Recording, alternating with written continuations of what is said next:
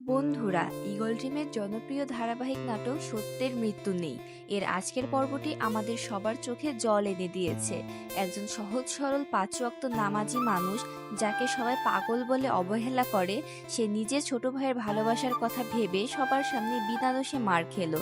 ছোট ভাই মাইন যখন তাকে সবার সামনে অপমান করে গায়ে হাত তুলল, সে একটুও প্রতিবাদ করেনি, বরং সে চেয়েছিল ছোট ভাইয়ের বিয়েটা যেন ভেঙে না যায়। কিন্তু সত্যিই কি সত্যের কোনো মূল্য নেই?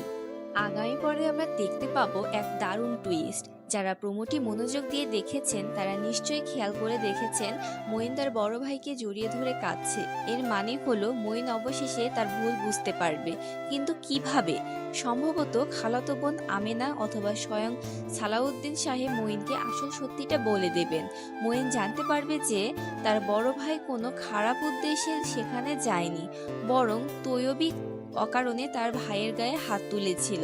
নিজের ভাইয়ের এমন নিঃস্বার্থ ভালোবাসা দেখে মঈনের অনুশোচনার শেষ থাকবে না।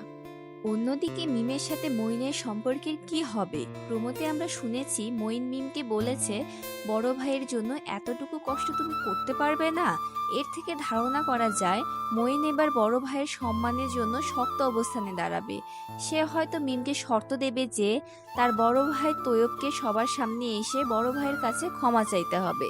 পাশাপাশি আমেনার প্রতি বড় ভাইয়ের যে একটা সফট কর্নার তৈরি হয়েছে, সেটারও একটা পরিণতি আমরা দেখতে পারি।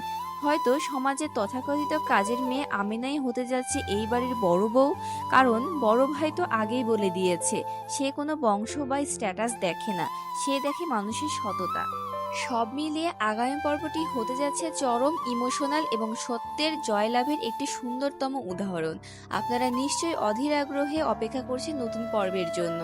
আপনাদের কি মনে হয়, মঈন কি তৈয়বকে শাস্তি দিতে পারবে, নাকি মিম তার ভাইয়ের পক্ষ নেবে? আপনাদের মতামত অবশ্যই কমেন্টস করে জানাবেন। ভিডিওটি ভালো লাগলে লাইক দিন এবং আমাদের চ্যানেলটি সাবস্ক্রাইব করে পাশেই থাকুন। আল্লাহ হাফেজ।